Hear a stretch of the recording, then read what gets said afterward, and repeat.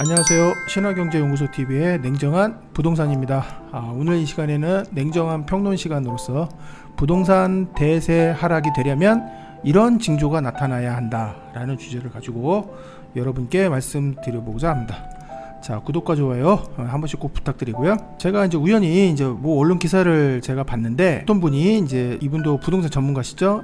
30년 동안 3번의 폭락을 분석했더니 집값 떨어지는 진짜 신호는 따로 있다 라는 주제를 가지고 칼럼을 쓰신 것 같아요. 그래서 이 칼럼을 대충 읽어보니까 거의 제가 생각한 것과 좀 일치한 부분이 상당 부분 많아서 여러분들께 소개해 드리고자 하는데요.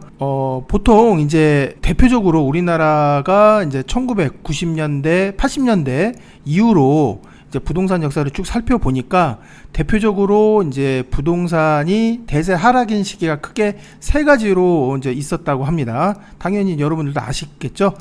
첫 번째로는 1991년에서 95년까지의 노태우 정부가 주택 공급을 했었죠. 200만 호 요 주택이 요때 91년부터 95년까지 입주했던 시기에 크게 한번 하락을 했었고요.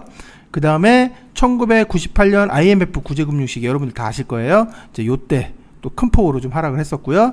세 번째는 리만 브라더 사태죠. 2008년 10월달 이후에 벌어졌는데 2008년부터 2015년까지 이분은 뭐 2008년도부터 2009년도를 하락의 하나의 그 시작점이라고 보신 건데 저는 그냥 전체로 봤죠. 2008년부터 15년까지 하락기로 그렇게 해서 크게 3가지 시기로 나눈 것으로 알 수 있습니다.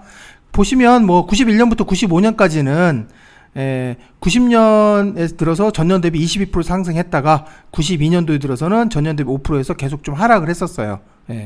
그래서 이때는 당연히 대규모 공급으로 인해서 하락을 했던 시기고, 두 번째 IMF 금융 시기하고 구제 금융 시기죠. 요때는 좀 외부적인 충격이죠. 우리나라 자체 충격이었죠. 우리나라의 어떤 신용도가 떨어지는 바람에 요때 우리나라 자체가 크다는 충격이 왔기 때문에 이에 영향을 받은 거고요. 그때 우리 음마아파트가 평당 1,000만 원 이하로 떨어졌다라는 것이 대서특필될 정도로 좀 그때 화제가 됐었고요.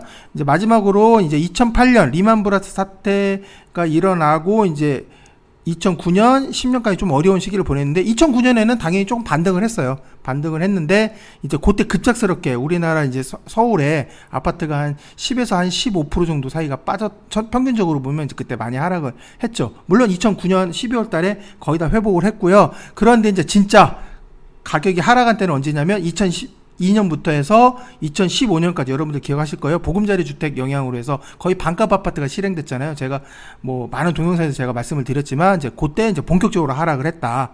그리고 그때 상대적으로 사람들이 청약 대기자로 계속 머물러 있었고 주택을 안 사는 바람에 전세가는 굉장히 상승을 했었죠. 그래서 전세가율이 뭐 서울 같은 경우는 70%까지 2015년에 70%까지 오르는 등 그건 다 옛날에 제가 동영상 찍어 다 말씀을 드린 겁니다. 자, 그래서 이분이 생각하시는 대세 하락 시기의 특징이 뭐냐면 첫 번째로는 떨어진 가격으로 아파트 매매 거래가 증가해야 된다는 거예요. 지금 요새 간간히 언론 기사 보시면 뭐 동탄이 4억 빠졌네, 뭐 송도도 4억 빠졌네, 뭐 서울에 뭐 잠실도 3억 빠졌네, 뭐 그런 말들이 지금 계속 나오고 있잖아요. 그런데 그거는 진짜 특이 거래죠. 물론 정상적인 중개 거래라 하더라도 뭐 어쩌다 한두 건씩 해가지고 특수하게 거래가 된 거예요. 그게 직접 거래인지 중개 거래인지는 따져봐야겠지만, 그런 것들이 대중을 이루는 그런 낮아진 가격으로 해서 많은 매물들이 나오는 그런 거래가 아니라 어쩌다 한 건이에요. 그래놓고 따지면요, 2021년에 실제적으로 거래량은 팍 줄었죠. 뒤에서는 또 말씀드리겠지만 주택 거래량이 굉장히 줄었어요. 아파트 거래량이. 그런데 그때 그 줄어드는 가운데서도 계속 신고가는 계속 갈성이 됐죠. 그래서 아파트가 뭐 거의 거래가 없었는데 높아진 가격으로 어쩌다 한 건씩 거래가 계속 된 거예요. 한 달에 한 번씩, 석 달에 한 번씩, 뭐 5달에 한 번씩. 여러분들 거의 서울의 아파트가 그 정도, 그러니까 작년부터 이미 거래는 상당히 급감을 해왔어요. 거기에서 작년에 어쩌다 한 건 거래가 그렇게 가격이 올랐던 거예요. 그러면 저는 뭡니까? 그 거래 가격이 정상적인 거래 가격으로 보지 않는다는 거예요. 그게 마찬가지예요. 지금 지금 폭락한 그런 어쩌다 한 번씩 거래된 것이 저는 그게 정상 가격으로 보지 않는다는 얘기입니다. 그래서 제가 평균 가격을 중시하는 이유가 바로 그거여서 가격이 떨어지더라도 결국은 뭡니까? 아파트 매매 거래가 증가를 해야 돼요. 근데 실제적으로 보시면 2007년부터 이제 2007년에 6만 5천 건이었죠. 2008년, 2009년에 7만 9천 건 올랐잖아요. 이제 이때부터 어느 정도 하락을 했었죠. 예. 그런데 오히려 아파트 거래량은 증가했었어요. 하락기에도. 그러면 그리고 2010년에 4만 6천 건은 이제 좀 줄었지만 그래서 아파트 매매 거래가 낮아진 가격으로 해서 계속 거래가 계속 매물이 쌓여 있어야 되고 적체가 돼야 되고 그것이 거래가 이루어져야 됩니다. 그래야 그게 이제 본격적으로 이게 하락이 되는구나 라는 거를 알 수가 있는 거죠. 그래서 실제적으로 보면 서울 아파트 매매 거래량 추이를 보면 요때 보시면 2021년 자 지금이죠. 자 20년까지는 거래량이 2020년까지는 뭐 거래량이 굉장히 이제 대체적으로 상승세에 있어왔죠. 그러나 2021년부터 급작스럽게 이제 아파트 거래량이 급작스럽게 줄고 올해는 더 줄었죠. 이 줄은 상태에서 특이 거래 또는 급격히 낮아진 거래가 된다 해서 그게 급락을 했다? 저는 그렇게 보지 않는다는 얘기예요. 이분도 마찬가지 논리예요. 그래서 2022년 월 평균 거래량이 약 1,700건으로 2017년 대비 우리 한창 이제 요때 거래가 좀 늘었었죠.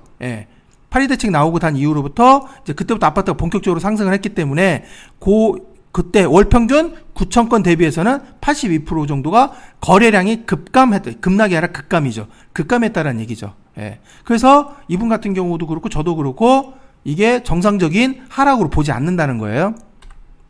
자, 그리고 방금 말씀드렸죠? 가격을 낮춘 매물들이 많아져서 그것이 평균 매물 가격이 돼야 된다는 얘기예요. 그래서 평균 매물 가격이 낮아져야 된다는 얘기죠. 실제적으로 보면 좀 여러분들 다 아시는 아파트죠. 마포 레미안 프로젝트 해가지고 요 이촌동, 성수동, 요 흑서 아크릴 리버하임까지 해서 뭐 요새도 뭐 아크릴 리버하임도 뭐 좀 금매 거래가 나왔었죠. 그러나 실제 보면 지금 2021년, 22년에 실거래 평균 매매가는 상승을 했고요. 하락한다고 기사가 많이 나옴에도 불구하고 실제 실거래 평균가를 보면 상승을 했어요. 보시는 바와 같이. 저는 평균가를 항상 계산하니까. 그리고 매물의 현재 평균 호가 시세도 지금 실거래 평균가보다 훨씬 더 높은 단계죠. 높은 수준이에요. 그래서 뭐 마영성 아파트의 매물 호가 시세는 실제 실거래 평균가를 웃돌고 있고요. 평균가를 보면 반포를 비롯한 서울의 입지 우수 지역 및 그 주변의 아파트 가격이 아직도 굳건한 상황이에요. 아직도 어쩌다 한 건씩 낮은 가격 거래되는데 그것이 뭐냐면 크게 두 가지죠. 세 가지로 나눌 수 있죠. 하나는 뭐냐면 그 물건이 사연이 있는 물건이 될 수도 있는 거예요. 가족 간의 거래라든지 뭐 증여라든지 이런 것들. 두 번째는 뭡니까? 요게 요새 좀 많이 일어나고 있죠. 일시적 1가구 2주택이요. 2년 또는 1년 안에 내가 새로 이사하신 분들은 팔아야죠. 그 기간이 임박해 올수록 뭡니까? 안 팔리면은 이제는 다주택자로 들어가는 거기 때문에 비과세 혜택을 못 받잖아요. 그렇기 때문에 가격을 싸게서라도 세금을 계산해 보니까 오히려 가격을 더 싸게 파는 게 훨씬 더 이득이 될 수 있다고 생각하기 때문에 가격을 낮추는 거예요. 그러니까 그건 뭡니까? 제도의 영향, 정책의 영향에 의해서 어쩔 수 없이 낮추는 거죠. 이분들이 만약에 그런 정책이 없었다면 그렇게 낮출 이유가 없다라는 이유예요. 그거는 시장의 어떤 공급과 수요라는 어떤 시장 원리에 따른 것보다는 정책의 영향이 크죠. 그러니까 그거는 어떻게 보면 여러분들 예전에 이소부화 있죠. 이소부화의 어떤 그 나그네가 있지 않습니까? 이걸 외투를 벗게 한 이제 뭐 바람과 해가 이제 서로 내기를 했죠. 그래서 바람이 자신 있었죠. 저 나그네 외투를 벗기려고 강풍을 세게 불었더니 오히려 더 움츠러들었죠. 근데 해는 반짝반짝하니까 온도를 높여주니까 뭡니까? 외투를 결국 벗었죠. 그게 바로 공급인 거예요. 정책이 되도록이면 덜 들어가고 정책 영향이 덜 미치면서 공급을 늘리는 거죠. 그게. 그렇게 해야 되는데 지금 정책의 영향 때문에 그렇게 싸게 판 거예요. 그러니까 그거는 정상적인 가격이라고 볼 수 없고 마지막 세 번째는 뭡니까? 마찬가지로 내년 5월 9일까지 이건 약간 시간은 남았지만 그래도 모르죠. 그때 또 닥쳐서 파는 매물 더 가격이 떨어질 수 있으니까 차라리 지금 조금 어느 정도 가격 조금 낮춰서 팔자. 그런 분들이 굉장히 많은 줄로 제가 알고 있어요. 그래서 크게 지금 현재 두 가지 경우죠. 일시적 1가구 2주택하고 내년 다주택, 한시적 그 중과의 배제죠. 5월 9일까지 그 두 가지 연유로 해서 지금 물건들이 조금 싸게 나오고 있는 건데 나머지 물건들, 실거주 물건이나 이런 것들은 크게 싸게 안 나온다는 얘기죠. 자, 그래서 대세 이제 보시면 저번에 보여드렸던 송도라든지 동탄에 지금 현재 평균 호가 시세는요, 실거래가, 여기 송도 같은 경우는 마리나베이가 지금 4억 정도 빠져가지고 뭐 6억에 거래되고 그랬잖아요. 10억짜리가. 6억에 거래됐는데, 실제 뭐, 최저 가격도 보시면 6억이 아니죠. 다 7억이나 8억이고, 최고가는 뭐 이거는 뭐 거래는 안 되겠지만, 그래서 평균 가격이 지금 현재 9억 원대 머물러 있다라는 얘기예요. 그쪽, 송도의 서북 쪽이. 동탄도 마찬가지죠? 동탄도 뭐 2, 3억 빠졌네 했지만, 결국 뭡니까? 매매 호가가 최저는 11억 5천, 5천이지만 평균은 13억대로 아직도 나름대로. 물론 전세가율이 취약하기 때문에 공급이 더 많이 늘어나면 이 전세가가 더 내려오면 나중에 매가도 영향을 받아서 그때 내려오는 거는 그건 진짜 하락으로 보는 게 맞다라는 얘기죠. 그러나 아직까지는 여기 주인분들이 그렇게 싸게 내놓지 않는다는 얘기예요. 그러니까 지금 현재 매매 거래량이 많지도 않은 상태에서 또 낮아진 가격의 급매물들이 지금 많이 쌓이지도 않았어요. 실제로 보면. 자, 그리고 세 번째는 뭐냐면 대세 하락 시기 특징으로 세 번째는 준공 후에 미분양 물량이 급증하게 되는 겁니다. 그래서 실제적으로 2008년에 1월에서 12월까지는 미분양 주택이 이렇게 늘어났죠. 그러나 지금 상황에서 2021년 6월에서 2022년 6월까지 미분양 물량, 특히 준공 후 미분량이죠. 이게 심각한 거죠. 이 준공 후 미분량이 굉장히 심각. 다 지어놓고 이제 분양이 안 되는 거예요. 그런 것들.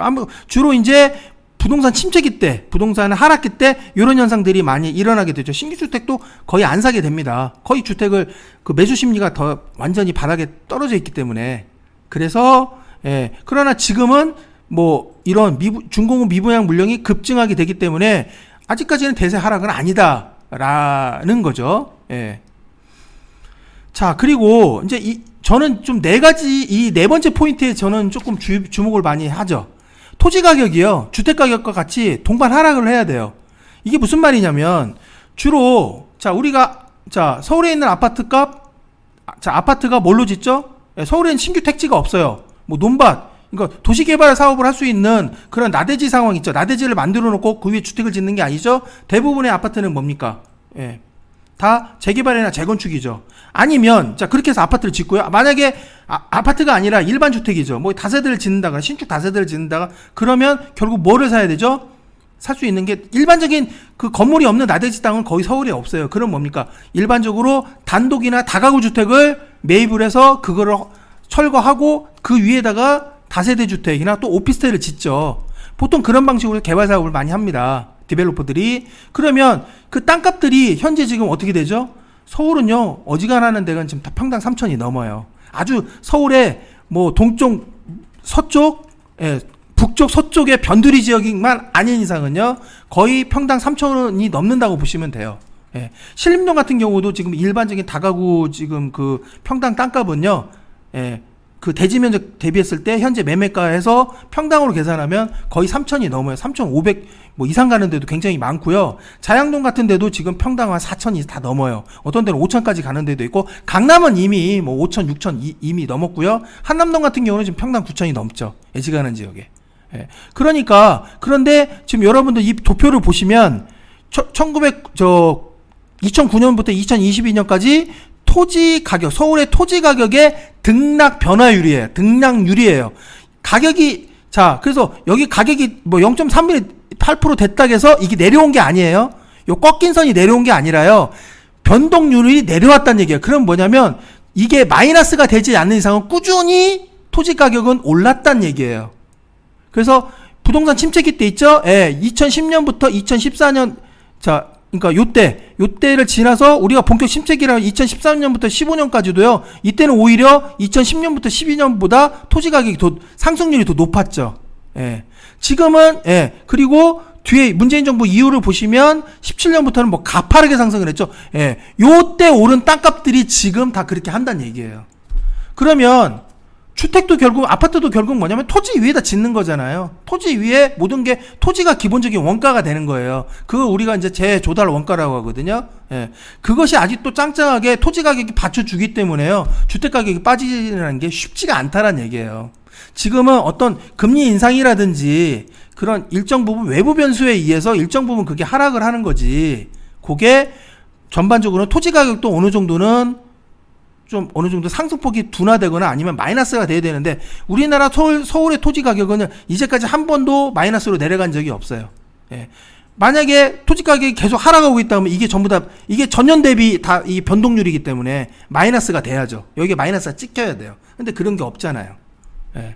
그래서 아직까지는 토지 가격이 굉장히 굳건하게 유지가 되고 있어요. 요즘 서울의 중심부 있잖아요. 2호선 역세권에 애지간한데 오피스텔 지으면 요새 다 신규 분양을 얼마로 하죠? 강남 이런 데 제외하고요. 어지간한데 원룸 전용 면적 5배, 6평짜리는요. 지금 분양가가 다 3억 5천, 6천이 넘어요. 어떤 데는 4억 이상도 하는 데도 있어요. 물론 복층으로 좀 하는 데도 있지만 투룸은요. 투룸 뭐 전용 면적 한 12평, 6평짜리 뭐 아현역 같은 경우는 대도심 도로변에 거기는요. 분양가가 7억 2천, 7억 5천이 넘어요. 예, 그러니까 왜 그런 현상이 나오냐면요. 땅값 자체를 비싸게 매입했기 때문에 그런 거예요. 예, 오피스텔은 주로 상업지 땅에 짓잖아요. 준주거나 상업지 땅에 짓는데 그런 데가 지금 땅값이 굉장히 높아요. 그러면 전반적으로 부동산이 대세 하락이 되고 완전히 침체가 되려면요. 땅값도 낮아져야 된다는 얘기인데 지금 그런 상황은 아니에요. 예, 지금 물론 이제 상승률이 조금 둔화는 됐죠. 둔화는 됐는데 예, 서울의 땅값은 아직도 굉장히 견고하다는 말씀을 좀 드리고 싶어요. 자, 그래서 제가 이제 종합을 해보자면 현재 만약에 여러분들이 지금 가격이 뭐 50%, 40% 빠졌다? 이런 토지 땅값이 전혀 그대로 있는 상황에서 아파트 가격만 40%, 50% 빠졌다? 그러면 뭡니까? 이분의 논리대로 하면요. 국가 시스템 자체가 붕괴돼요. 그러면 이제 어떤 현상이 나와요? 이제 뭐가 나옵니까? 이제 국토부에서요. 서둘러서 이제 뭐니까 부동산 경기 부양 대책을 또 내놓는다고요. 근데 지금 뭡니까? 아직까지 서울에 지금 이번 대책들 계속 나오는 거 보십시오. 규제는 완화한다고 하지만 가격이 또 상승할까봐 겁나니까 뭡니까? 예. 그걸 계속 견제를 하잖아요. 그러니까 일방적으로 확 규제 하나를 못 하잖아요. 부분 규제 하나 정도밖에 지금 못 쓴다는 얘기예요. 오세훈 시장도 신속 통합 계획이라든지 재개발이라든지 재건축 규제를 푸는데 결국 뭡니까? 예. 규제를 나름대로 거기다 또 하나 또 집어 넣잖아요. 만약에 정밀 안전진단이 폐지된다 그러면 뭐 작년부터 나온 얘기죠. 예. 재건축 아파트 같은 경우는 조합원 지위 양도의 시기 그 제한 시기죠. 예. 그거를 사도 분양권이 안 나오는 거 있죠. 예. 입주권이 안 나오는 거. 그런 건 분양자격이 안 나온 것들은 지금은 현재 법상으로는 조합 설립인가로 제한돼 있죠. 예. 근데 그것도 이제 아마 정밀 안전진단으로 이제 그걸 예. 옮기게 되죠. 앞당기게 될 수도 있다는 얘기예요. 그거 폐지하면 이제 안전진단 통과 후부터 재건축은 조합원 지휘양도로 들어가는 거예요. 그러면 이제 나오죠. 이제 1세대일 경우에 1주택자일 경우 5년 거주 10년 보유하면 그건 거래해도 된다. 또 이제 나머지 또 짜잘한 요건들이 있어요. 예, 사업시행인가 지나고 뭐 3년 내에 뭐 착공 안 하면 뭐 그런 게 있죠. 예, 그런 것들 이제 그렇게 규제를 한다는 얘기예요. 그러니까 뭐 하나 풀어주면 또 규제 들어가고. 예, 뭐 하나 풀어주면 뭐 토지 거래 허가구역 묻고 이게 뭔 내용입니까? 아직까지는 하락이 아니란 얘기예요. 본격적인 하락으로 들어가고 침체로 들어가면요, 그때는 모든 규제를 완전히 다 180도 풀겠죠. 여러분들이 그건 옛날부터 봐서 아시잖아요. 예, 김대중 정부 때 IMF 때 김대중 정부가 뭐 했습니까? 분양권 전면 제한 완전히 다 없애버렸잖아요.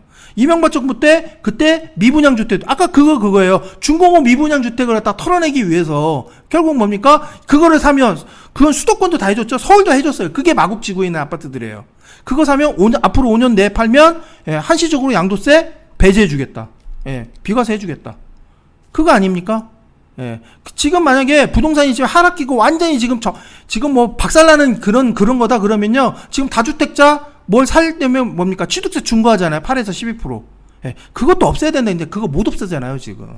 그러니까 문재인 정부 때 부동산을 갖다가 투기를 못하게끔 만드는 그 제도들은 지금 그대로 간다고요. 그러니까 그 상태에서 공급만 늘리려 하는 쪽으로 지금 가고 있다고. 그게 뭡니까? 아직 부동산은 하락하지 않았다는 얘기예요. 저는 본격적으로 하락하는 시기는 저는 한 2026년, 그 정도로 저는 보고 있어요. 왜냐하면 상기 신도시가 그게 관건이 될 겁니다. 분명히. 그 30만 가구가 적은 가구 수가 아니거든요. 예. 그리고 지금 이미 이제 주택 부담 구임 지수가 나름대로 지금 사상 최고기 때문에 이제 매수자도 더 이상 여력은 크게는 없어요. 월급이 좀 더 오르든지 가격에서 조금 더 조정을 위해서 조금 더 빠져야 돼요. 근데 그 가격, 빠지는 것이 진짜 대세 하락인지는 또 두고 봐야 된다는 얘기예요. 그리고 제가 말씀드린 대로, 본격적으로 수도권 이론으로 대량으로 가격이 공급 가구 수가 늘어나면 전세가는 하락하게 되는 거잖아요. 이제 그게 저는 본격적으로 하락 시점으로 보는 거예요. 즉 전세가율이 더 낮아져야 된다는 얘기예요. 인위적으로. 근데 아직까지는 전세율이 또 전세가율이 높아 있는 상태잖아요. 그때 말씀드렸던 동탄이나 일부 신도시에서 너무 2, 3년 동안에 급작스럽게 매가가 전세가는 그대로 있는데 매가가 갑자기 오른 거 제외하면 이제 그런 지역을 제외하고 나머지 서울 같은 경우 아직도 전세가 비율이 53%에서 55% 사이에 왔다 갔다 해요. 그럼 아직까지는 그게 지금 살아있다는 얘기죠, 가격이. 그러니까 여러분들이 이런 것들을 면밀히 보셔야 돼요. 그러니까 자꾸 언론 기사의 선동 이런 것들에 너무 일희일비 할 필요가 없다라는 얘기예요. 그래서 제가 계속 말씀드리지만, 평균가, 지금 나와 있는 호가 매물의 평균가 대비해서 한 2억 정도 이상이 하락한 금액으로 나왔다. 그게 일시적 이주택자가 어쩔 수 없이 기간에 이제 후달려가지고, 그죠? 기간에 압박을 받아가지고 정상 평균가보다 한 2억 정도 이상 싸게 나왔다. 서울의 부동산인 경우. 그러면 그거는 잡으시는 게 맞아요. 그거는. 그러니까 그런 것들은 여러분이 잘 캐치하셔가지고 투자나 뭐 실거주로 임하셨으면 되겠습니다. 자, 오늘 동영상 여기서 마치도록 하겠습니다. 구독과 좋아요는 저희에게 큰 힘이 됩니다. 감사합니다.